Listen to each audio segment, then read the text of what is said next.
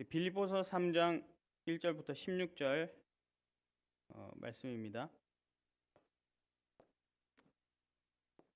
신약 성경 321쪽에 있습니다. 빌립보서 3장 1절부터 16절까지입니다.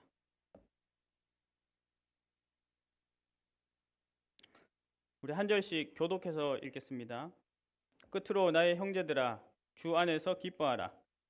너희에게 같은 말을 쓰는 것이 내게는 수고로움이 없고 너희에게는 안전하니라. 개들을 삼가고 행악하는 자들을 삼가고 몸을 상해하는 일을 삼가라. 하나님의 성령으로 봉사하며 그리스도 예수로 자랑하고 육체를 신뢰하지 아니하는 우리가 곧 할례파라. 그러나 나도 육체를 신뢰할 만하며 만일 누구든지 다른 이가 육체를 신뢰할 것이 있는 줄로 생각하면 나는 더욱 그리하려니. 나는 8일 만에 할례를 받고 이스라엘 족속이요 베냐민 지파요 히브리인 중에 히브리인이요 율법으로는 바리새인이요 열심으로는 교회를 박해하고 율법의 의로는 흠이 없는 자라. 그러나 무엇이든지 내게 유익하던 것을 내가 그리스도를 위하여 다 해로 여길 뿐더러 또한 모든 것을 해로 여김은 내 주 그리스도 예수를 아는 지식이 가장 고상하기 때문이라.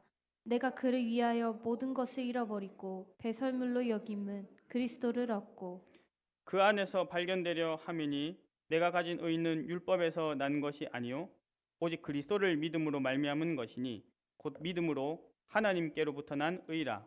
내가 그리스도와 그 부활의 권능과 그 고난에 참여함을 알고자 하여 그의 죽으심을 본받아 어떻게 해서든지 죽은 자 가운데서 부활에 이르려 하노니 내가 이미 얻었다 함도 아니요 온전히 이루었다 함도 아니라 오직 내가 그리스도 예수께 잡힌 바 된 그것을 잡으려고 달려가노라.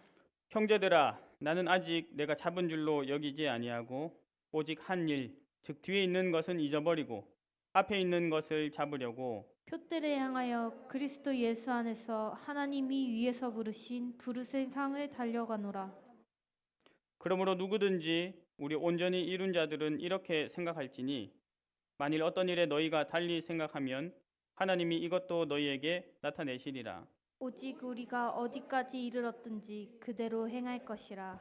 아멘. 예, 우리 이번 주 말씀 제목 그리스도 예수께 잡힌 바 된 그것을 잡으려고 달려가느라 우리 이 제목으로 같이 말씀 받습니다. 2024년 마지막 달 12월입니다. 12월 한 달은 한 해를 마무리하는 시간입니다. 동시에 새로운 한 해를 준비하는 시간입니다. 우리는 하나님이 주시는 매일, 매주, 매년을 살고 있습니다. 그런데 이 시간들이 그냥 하나님께서 주시는 것들이 아닙니다.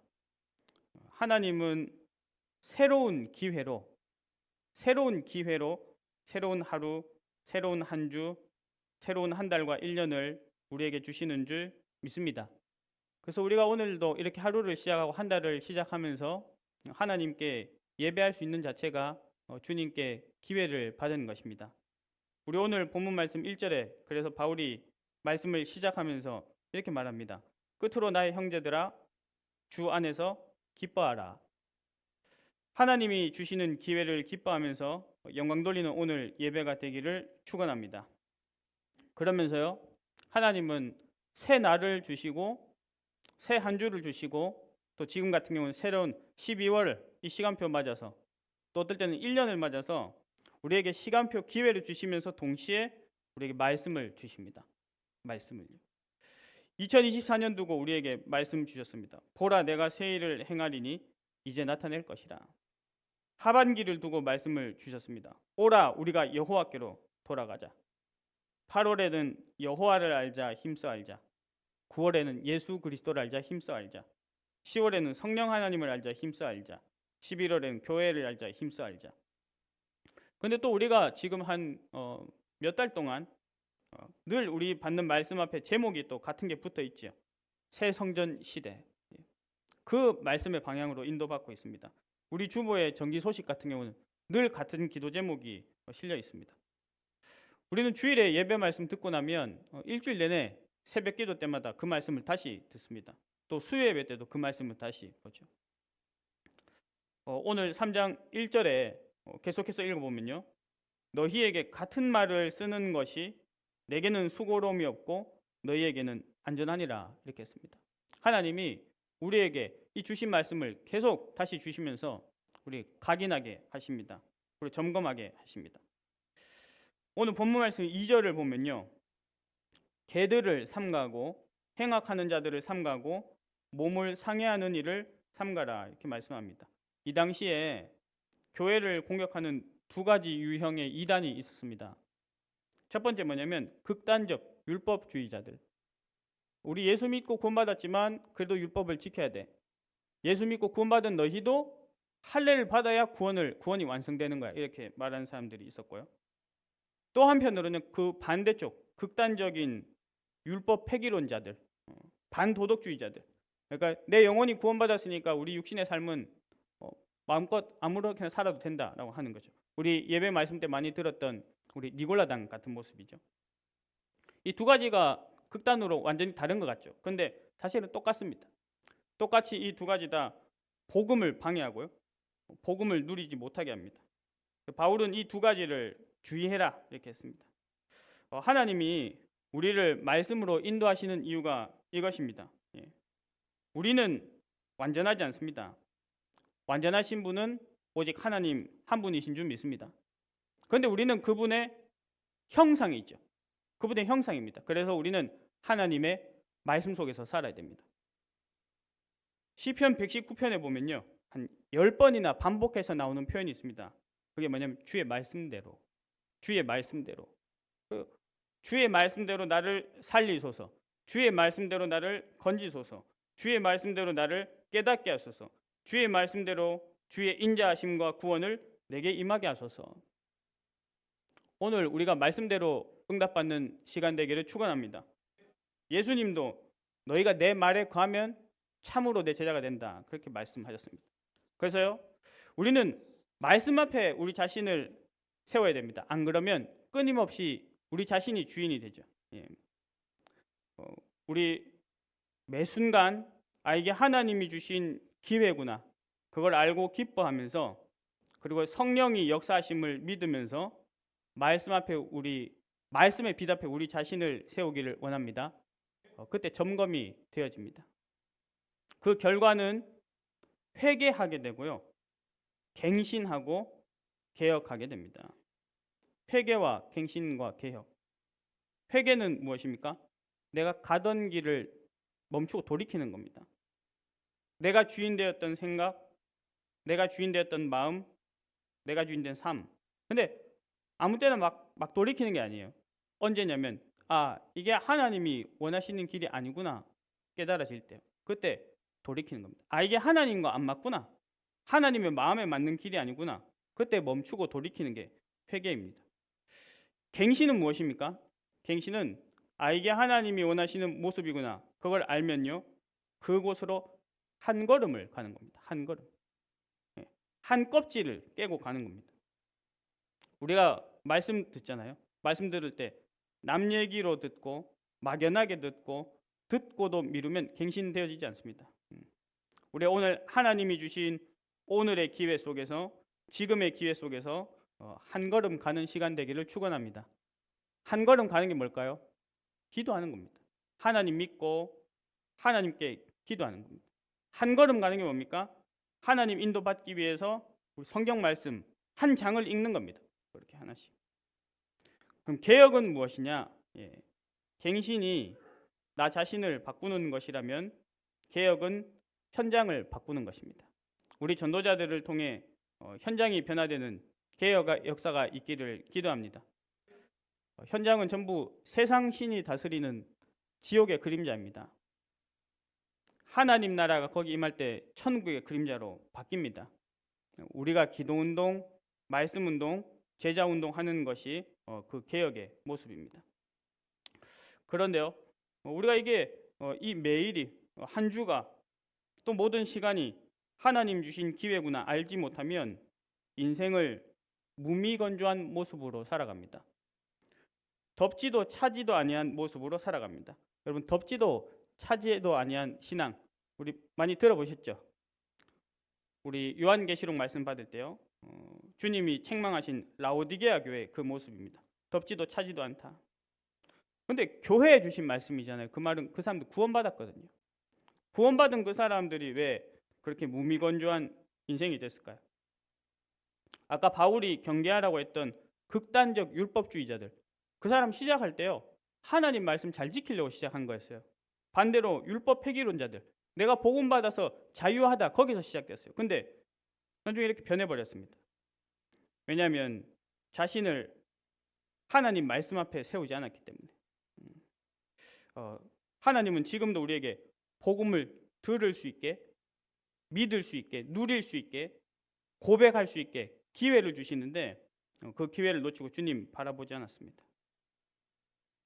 혹시 이 자리에 같이 예배 드리는데 내 인생의 어느 순간부터 내 신앙생활이 좀 무미건조하다, 그렇게 느껴지시는 분 계십니까? 그럼 우리가 가장 먼저 이렇게 함께 고백하면 좋겠습니다. 저를 따라서 고백합시다. 내 시간은 내 것이 아니다. 내 시간은 하나님의 것이다. 오늘은 하나님이 주신 기회다. 지금이 은혜 받을 최고의 기회다. 아멘. 우리가 이 모든 주권을 하나님 것으로 인정하고 인도받을 때 주님 우리에게 은혜 주심을 믿습니다. 이걸 알아야 우리가 하루를 살면서도, 한 주를 살면서도, 한 달, 1년 살면서도 이게 하나님 주신 기회구나, 그걸 알 수 있습니다. 그래서 하나님이 우리를 사랑하셔서요, 한 해를 마무리하고 준비하는 이 시간표에 우리 믿음을 점검하는 말씀을 주셨습니다. 그게 오늘 말씀입니다. 그리스도 예수께 잡힌 바 된 그것을 잡으려고 달려가노라. 바울은 이 말씀을 가지고 자신을 점검했고 교회를 점검했고요, 그 후로 그 언약 여정을 달려갔습니다. 우리도 이 말씀으로 우리 자신과 교회를 점검하고 오직 그리스도 예수께 잡힌 바 된 그것을 잡으려고 달려가는 12월을 살고 2025년 살고 평생을 살기를 축원합니다. 그러면 그 바울이 고백한 믿음이 뭐냐? 어떤 믿음인가? 첫 번째로요, 바울은 오직 예수 그리스도 믿었습니다. 오직 예수 그리스도. 그리스도를 만나기 전에 바울은 그리스도를 믿은 게 아니라 육체를 신뢰하며 살았습니다. 그 말은 뭐냐면 자기 자신을요, 자기가 지킨 율법을요, 어느 정도로 신뢰했냐면 우리 오늘 본문 말씀 4절에 보니까요, 그러나 나도 육체를 신뢰할 만하며 만일 누구든지 다른 이가 육체를 신뢰할 것이 있는 줄로 생각하면 나는 더욱 그러하리니, 이렇게 말합니다. 오늘날 표현대로 하면 자기 스펙을 믿었는데 그 스펙이 어느 정도냐면 신뢰할 만했습니다. 그 사람은 이스라엘이 자랑하는 전통, 그리고 정통, 그 배경 속에서 살았습니다. 우리 오늘 본문 말씀 5절입니다. 나는 8일 만에 할례를 받고 이스라엘 족속이요. 자기가 정통 유대인이라는 거죠. 베냐민 지파요. 자기가 왕족이라는 겁니다. 히브리인 중에 히브리인이요. 내가 가장 혈통적으로도 행위적으로도 가장 순수한 유대인이다, 이게 말하는 거죠. 출신 배경뿐만 아니라 사실 그 자신도 대단했습니다. 그 사람이 가진 육신적인 경험과 능력을 보면요, 율법으로는 바리새인이요 그랬습니다. 여러분, 이 바리새인 그러면 어떤 이미지가 떠오르십니까? 우리는 사실 성경 보면 처음부터 워낙 이 바리새인들이 예수님한테 대드는 모습만 봐가지고 바리새인 그러면 되게 나쁜 사람, 이렇게 이미지가 있죠. 그런데 사실 그 당시에 바리새인은요, 유대 세계에서 가장 존경받던 영적 지도자들이었습니다. 그 이름 뜻부터, 바리새 뜻부터 뭐냐면 분리된 사람들이다, 구별된 사람들이다.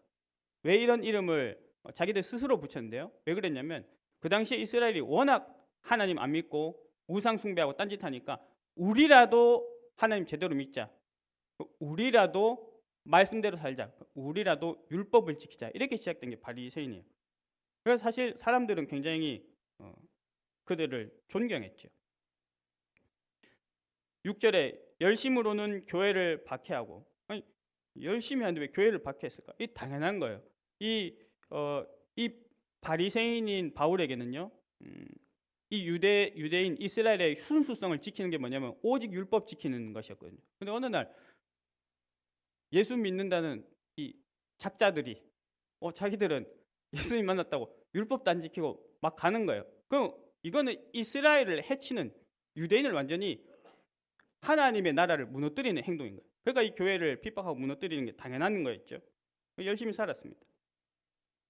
그 자신이 갖고 있는 지식도 수준도 영향력도 대단했습니다. 그 당시에 로마 시민권을 갖고 있었고요. 그 당시 세상을 지배했던 철학 사상에 능통했습니다. 그런데 그랬던 그 바울이 어느 날 한순간에 바뀌었습니다. 우리도 고백하지 않습니까? 어느 날 나는 알았네. 주가 그리스도 되심을. 어느 날. 7절부터 같이 읽어보겠습니다. 우리 7절에요. 그러나 무엇이든지 내게 유익하던 것을 내가 그리스도를 위하여 다 해로 여길 뿐더러 또한 모든 것을 해로 여김은, 그러니까 그 전에 자신의 신뢰할 만한, 자신이 믿었던 모든 스펙들 그걸 이제 아예 해로운 것으로 여긴다는 거예요. 왜냐? 내 주 그리스도 예수를 아는 지식이 가장 고상하기 때문이라. 그리스도를 알고 보니까 내가 자랑하던 세상 스펙이 신뢰할 만한 것이 아니구나. 그 정도가 아니고 내게 해로운 것이었구나. 왜냐? 내가 그것 때문에 그리스도를 알지 못했으니까. 그리고 계속 고백합니다. 내가 그를 위하여 모든 것을 잃어버리고 배설물로 여김은 그리스도를 얻고 그 안에서 발견되려 함이니. 그러니까 바울의 소원은 딱 두 가지밖에 없는 거예요. 그리스도를 얻는 것입니다. 그리스도 안에 발견되는 것입니다. 이제 내가 추구하고 싶은 건 그리스도 한 분이다. 진짜 신뢰할 만한 것을 찾았다. 이 고백을 하는 거죠. 여러분, 이것이 바울에게 선포된 복음입니다. 복음. 복음은 무엇입니까? 복된 소식, 굿 뉴스. 그게 바울에게 전달된 겁니다. 큰 기쁨의 좋은 소식. 이전에 바울은요, 어떤 생각 갖고 살았냐면요, 하나님 말씀대로 율법을 다 지켜서 구원받는다. 이게 삶의 전부였던 사람이에요. 율법을 지켜서 구원받는다. 근데 그걸 그 사람은 꽤 잘했어요. 아마 세계에서 제일 잘하는 사람이었던 거예요. 내가 율법을 지킴으로써 구원으로 향해 가는데 제일 가깝게 느껴졌겠죠, 스스로가. 그 자기가 정통 유대인으로 태어나고 자란 게 얼마나 자랑스럽겠습니까? 거기에 필요한 공부도 했는데 또 공부도 잘했어요. 얼마나 대단했겠습니까? 바리새인으로 사니까 막 인정받고 존경받죠. 그게 최고 자랑이고 가치였습니다. 그러니까 교회를 공격하고 핍박하는 것은 하나님 앞에서 이게 내가 최고 충성이다, 당연한 의무다, 이렇게 생각하고 살았습니다. 그게 내가 구원 얻는 길이다 생각하고 살았던 바울한테 어느 날 율법 지켜서 구원 얻겠다 하고 달려가던 바울에게 예수님이 그 앞에 나타나셔서 네가 찾는 그 구원이 나다라고 말씀을 주셨습니다. 주님, 네 신료니까 나는 네가 박해하는 예수라. 내가 일평생 노력하면서 지켜온 율법이 가리키는 방향이 그리스도시구나. 그 그리스도 대신 예수가 내 인생에 오셨구나. 그 예수님이 그 앞에 나타나셨어요.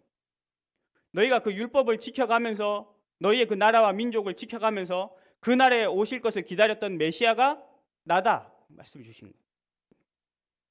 그때 바울의 모든 것이 바뀌었습니다.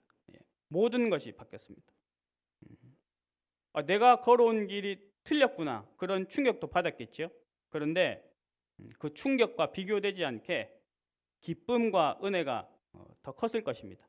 왜냐하면 그 영혼이요, 그 영혼. 자기의 생각은, 마음은 유대 율법을 쫓아 살아왔지만 그 영혼이 하나님을 갈망해왔잖아요. 하나님의 구원과 생명을 갈망해왔죠. 진리를 갈망해왔는데 그분을 만났기 때문에. 율법을 내가 지켜가면서 만나려고 기다렸던 그 메시아를 내가 만났구나. 율법을 지키는 우리가 이 바리새인들이 율법을 지켜가면서 이 이스라엘의 순수성을 지켜가면서 이 주님의 나라를 건설하고 회복하자, 그러고 살아왔는데 그 나라의 왕이 오신 거예요. 자기 인생 가운데. 복음입니다. 그 전에 바울 인생에도 복음은 있었겠죠. 좋은 소식들이 있었겠죠. 우리가 율법을 지켜서 이 유대인의 순수성을 지키자. 그것도 복음이겠죠. 언젠간 우리나라가 해방받고 자유를 얻을 것이다. 그것도 복음이었겠죠. 근데 진짜 복음이 나타나는 큰 기쁨의 좋은 소식.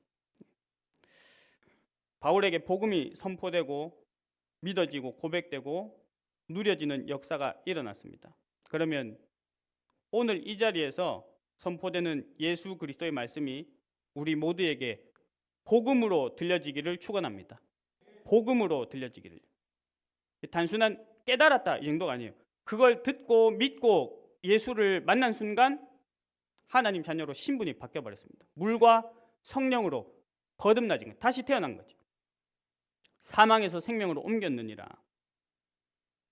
그리스도를 만난 바울은 그 일생 동안 목표가 구원받는 거였거든요. 율법 지켜서. 근데 이제는 그 즉시 구원받아서 신분이 바뀐 뿐 아니라 모든 가치관의 기준이 바뀌었습니다. 오직 복음으로.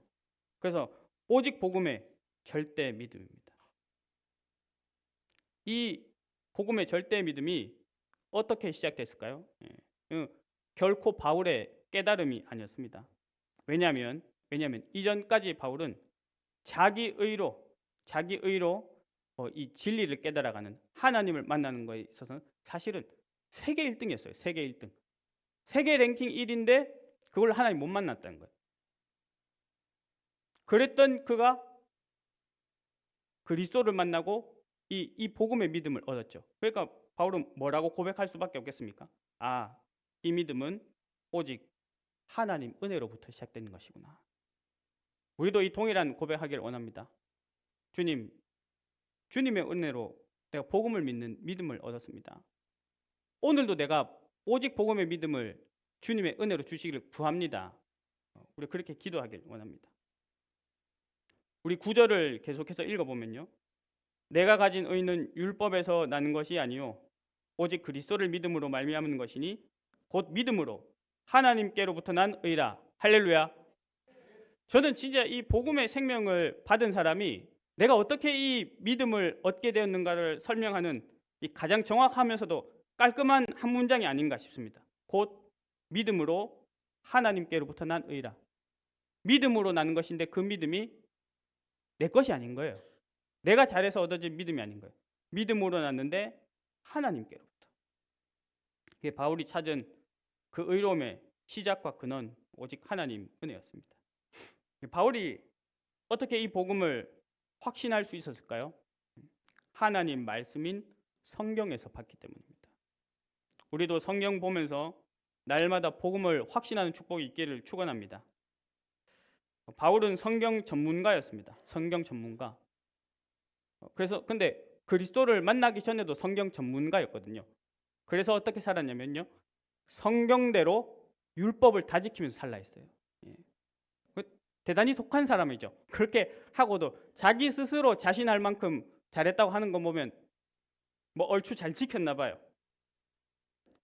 근데 어느 날 진짜 그 성경이 말씀하시는 그리스도를 만난 거예요. 그러니까 그 뒤로는 성경을 보는 기준도 성경을 말하는 기준도 다 바뀌었습니다. 우리 추수감사주일에 고린도전서 15장 말씀 받았습니다. 그때 바울이 뭐라고 고백했습니까? 그리스도가 성경대로 죽으시고 죽으신 지 사흘 만에 성경대로 다시 사셨다. 바울이 이제 성경 볼수록 다시 확인되는 거예요. 이 구약의 모든 것이 그리스도를 말했구나. 그 그리스도 대신 예수가 나를 찾아오셨고 날 부르셨구나. 날마다 그걸 누린 겁니다. 우리 교회가 지금 함께 성경 말씀 읽고 있습니다. 여러분 어떤 마음으로 읽으십니까? 어떤 마음으로 읽으십니까? 말씀을 읽음으로써 우리의 심령에 오직 복음이 나타나는 은혜가 있기를 축원합니다. 왜냐하면요, 이 복음이 이 바울에게만 복음인 것이 아니기 때문에, 이 바울 시대에만 복음인 것이 아니기 때문에 예수 그리스도는 어제나 오늘이나 영원토록 동일하시니라. 풀은 마르고 꽃은 시드나 하나님의 말씀은 영원히 서리라. 그래서 이 말씀이 지금도 살아서 나와 교회와 현장과 시대에 성취되고 있습니다. 그러니까 우리가 지금도 성경을 읽을 때 주님은 그 성경을 통해서 우리에게 복음을 말씀해 주십니다. 또 주님은 이 교회를 통해서 예배 말씀을 통해서 이 복음의 언약이 성취되는 시간표와 방향을 말씀해 주십니다. 그래서 우리가 교회 광고와 기도 제목을 붙잡아야 되는 이유가 여기 있습니다. 세 번째로요. 바울의 인생의 방향도 완전히 바뀌었습니다. 우리 부르는 찬양 중에 이런 가사 있습니다. 그리스도를 만나고 인생의 해답을 얻었네. 2절은 뭡니까? 그리스도를 만나고 인생의 결론을 얻었네. 진짜 구원받은 사람은 신분만 바뀌는 게 아닙니다. 죽고 나서 천국 가는 그 사후의 미래만 보장된 게 아닙니다. 사실 삶의 모든 것이 달라지게 되어 있습니다. 왜 그럴까요? 삶의 주인이 바뀌었기 때문에. 삶의 주인이 바뀌었기 때문에 모든 것이 바뀌게 되어 있습니다. 삶의 목적도 바뀌고요. 이전에 바울은 삶의 주인이 자기 자신이었습니다. 삶의 목적은 율법을 지켜서 구원받는 것. 근데 이제 완전 바뀌었어요. 삶의 주인이 나를 구원하신 예수 그리스도. 이제 삶의 목적이 뭐가 됐느냐? 구원받기 위해서 사는 게 아니라 구원받은 내가 나의 모든 것을 들여서 나를 구원하신 하나님의 일을 함께 이루면서 살게 됐습니다. 이게 사명입니다. 구원받은 내가 나의 모든 것을 들여서 나를 구원하신 하나님의 일을 함께 이루면서. 우리가 하나님의 일을 함께 할 수 있습니까? 고린도전서 3장 9절에 우리를 보고 하나님의 동역자다 이렇게 말씀했습니다. 그래서 이것이 바울의 오직 사명에 대한 절대 믿음입니다. 우리 본문 12절 13절 우리 같이 한번 읽으면 좋겠습니다. 우리 빌립보서 3장 12절 13절 우리 한 목소리로 읽겠습니다. 시작. 내가 이미 얻었다 함도 아니요 온전히 이루었다 함도 아니라 오직 내가 그리스도 예수께 잡힌 바 된 그것을 잡으려고 달려가노라. 형제들아 나는 아직 내가 잡은 줄로 여기지 아니하고 오직 한 일 즉 뒤에 있는 것은 잊어버리고 앞에 있는 것을 잡으려고. 이전에 바울이 가졌던 육신적인 스펙들 그거 이제 안 중요하다는 거예요. 그거 이제 안 중요하다는 거예요. 근데 심지어 그거는 당연히 안 중요하고 뭐까지 안 중요하냐? 내가 그리스도를 만난 이후에 응답도 많이 받았고 헌신도 많이 했고 사역도 많이 했는데 그것도 뒤에 있는 것, 지나가는 것이라는 거예요. 그러나 앞에 있는 것을 잡으려고 한다는 겁니다. 그 앞에 있는 것이 뭐냐면 그리스도 예수께 잡힌 바 된 그것입니다. 나는 이제 오직 성령 인도 받아서 사명의 길을 가겠다. 14절에 보면 표대를 향하여 이렇게 돼 있죠. 표대를 향하여 그리스도 예수 안에서 하나님이 위에서 부르신 부름의 상을 위하여 이렇게 되어 있습니다. 표대를 향하여 성령 인도 받아서 이 뜻입니다. 그리스도 예수 안에서 하나님이 위에서 부르신 이 달라진 나의 근원과 정체성입니다. 부름의 상을 향하여 달려가노라. 참된 목표입니다. 이제 바울이 이제 이 믿음으로 오직 사명을 위해서 달려가는 인생을 산 것이죠. 그 내용이 뭐냐? 내용. 그럼 달려가는데 그 사명의 내용이 뭐냐? 우리가 이 사명 찾아보려면 아무래도 바울이 직접 성경에서 썼던 부분에서 사명을 찾는 게 좋겠죠. 그러니까 첫 번째가 영혼 구원의 사명입니다. 디모데전서 2장 4절. 하나님은 모든 사람이 구원을 받으며 진리를 아는 데 이르기를 원하시느니라. 지난 금요기도회 때부터요. 저는 이 말씀을 읽을 때마다 모든 사람 이 단어가 자꾸 새롭게 들립니다. 그 단어 뒤에 뭐가 붙어서 자꾸 따라 나오냐면 하나님의 음성이요. 모든 사람 나는 포기하지 않았다. 모든 사람 아직 내 계획 속에 있어. 모든 사람 내가 아직 사랑하고 기다리고 있다. 모든 사람 내가 부를 것이야. 그러니까 교회 안에서 함께 인도받는 모든 우리 지체들 한 분 한 분이 생각나고요. 현장에 수많은 영혼들 모든 사람 아직 주님의 말씀 받고 돌아올 영혼들이 많이 있구나. 그것을 생각하게 됩니다. 우리 주님 오시는 그날까지 영혼을 위해 기도해야 될 줄 믿습니다. 주님 오시는 그날까지 마지막 부름받을 한 사람이 있으니까 때가 남아 있는 거잖아요. 그러면 그때까지 교회의 완성은 없는 거죠. 이 교회 구성원이 교회 성도수가 뭐 수십만, 백만이 되어도 그건 교회 완성이 아니죠. 왜? 아직 구원받을 사람이 남아 있으니까요. 세계복음화 이루어져서 주님 다시 오시는 그날 천국으로 우리 교회가 완성될 줄 믿습니다. 그리고 또 바울이 말했습니다. 교회와 현장을 살리는 사명. 그래서 우리가 11월에 교회에 대한 말씀을 받으면서 에베소서 1장 말씀을 읽었고요. 지난 금요일에 에베소서 4장 말씀을 읽었습니다. 구원받은 자들의 모임이 교회입니다. 빛으로 부름받아 함께 모인 무리들. 근데 하나님이 좀 전에 말씀드린 것처럼 아직 구원받지 못한 그 사람들을 구원하실 때 하나님은 교회를 통해서 부르세요. 교회를 통해서 부르십니다. 그래서 교회는 이 땅에 세워지는 하나님의 나라요, 하나님의 나라를 확장시키는 유일한 기관입니다. 교회는 천국의 그림자입니다. 왜냐하면 이 구원받은 우리가 나중에 천국 갈 우리들이 결국은 천국이 되어지니까요. 여러분, 영혼 구원의 사명이 어떻게 이루어집니까? 교회인 우리가 현장에 나가서 복음을 전할 때 이루어집니다. 또 있습니다. 현장의 사람들이 교회로 와서 복음을 들을 때 영혼 구원이 이루어집니다. 그래서 교회와 현장을 살리는 것이 주님의 최고의 관심사요, 우리의 사명입니다. 이 일은 주님 다시 오실 때까지 계속돼야 됩니다. 그런데 우리 각자의 인생은 마침이 있죠. 우리 오늘 이 말씀을 기록한 우리 대전도자 바울도 결국은 자기 삶의 마침표를 알았습니다. 그래서 우리의 또 한 가지 중요한 사명이 뭐냐면 제자와 후대를 세워서 모든 민족에게 복음이 전달되게 하시는 것입니다. 이 언약 전달하는 것이 또한 우리의 중요한 사명입니다. 그래서 바울도 자기 혼자 사역할 수 없고 영원히 사역할 수 없는 걸 아니까 가는 곳마다 제자를 세웠죠. 우리 말씀 한 군데 같이 찾아보겠습니다. 우리 디모데후서 2장 1절에서 2절입니다. 우리 바울의 사명의 내용을 바울이 기록한 성경에서 같이 찾고 있습니다. 디모데후서 2장 1절에서 2절입니다. 우리 같이 한 목소리로 읽어보겠습니다. 시작. 내 아들아, 그러므로 너는 그리스도 예수 안에 있는 은혜 가운데서 강하고 또 내가 많은 증인 앞에서 내게 들은 바를 충성된 사람들에게 부탁하라. 그들이 또 다른 사람들을 가르칠 수 있으리라. 아멘. 저는 오늘 이 말씀을 받으면서 이 디모데후서 2장을 다시 읽어보는데요. 좀 이렇게 읽혀지더라고요. 여러분 그 2장 1절을 눈으로 보시면서 한번 들어보시기 바랍니다. 내 아들아, 나는 그리스도 예수 안에 있는 은혜를 받아서 강했다. 너도 그리스도 예수 안에 있는 은혜 가운데서 강해라. 나는 많은 증인의 말씀을 통해 복음을 들었고 그것을 너처럼 충성된 제자들에게 전했다. 너도 많은 증인 앞에서 내게 들은 복음의 말씀을 너처럼 충성된 사람들에게 부탁해라. 그들이 또 다른 사람들을 가르칠 수 있으리라. 우리 만나지는 모든 제자들에게, 우리가 사랑하는 후대들에게 이 믿음을 전달하기를 원합니다. 오늘 말씀 결론입니다. 하나님은 어떤 믿음을 통해서 영광 받으시겠습니까?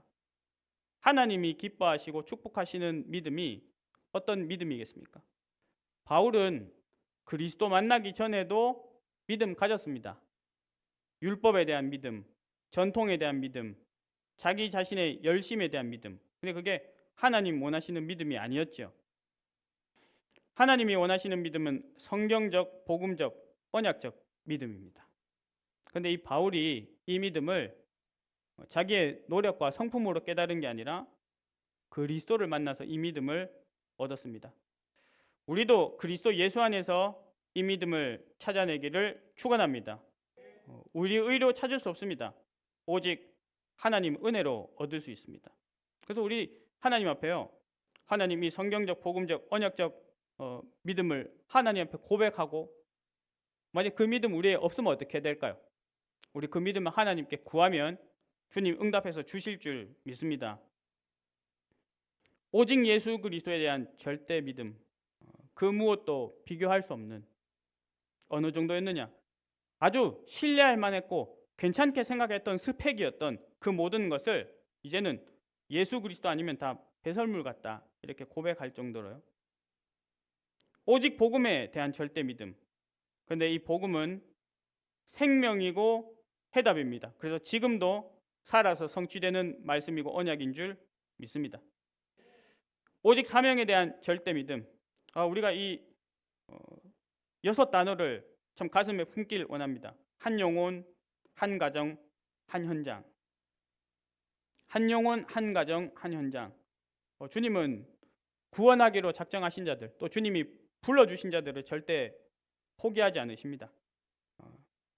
지금도 하나님이 교회를 통해서 현장과 후대와 모든 민족을 살리는 세계복음화 하고 계십니다. 이 삶을 우리 삶의 이유와 방향으로 고백하기를 원합니다. 다시 한번 말씀드리지만 바울은 이 모든 믿음이 자기에게서 나온 게 아니고 그리스도 예수 안에 있는 것이다 이렇게 말씀합니다. 우리 3장 1절에 그래서 주 안에서 기뻐하라. 3장 9절에 나는 그리스도를 얻고 그리스도 안에서 발견되려 한다. 3장 14절에 표대를 향하여 그리스도 예수 안에서 달려간다. 우리도 똑같이 그리스도 예수 안에서 날마다 성령인도 받아 달려가기를 원합니다. 오늘 본문 15절 16절을 같이 한번 읽어보겠습니다. 오늘 빌립보서 3장 15절 16절입니다. 우리 한 목소리로 읽겠습니다. 시작. 그러므로 누구든지 우리 온전히 이룬 자들은 이렇게 생각할지니 만일 어떤 일에 너희가 달리 생각하면 하나님이 이것도 너희에게 나타내시리라.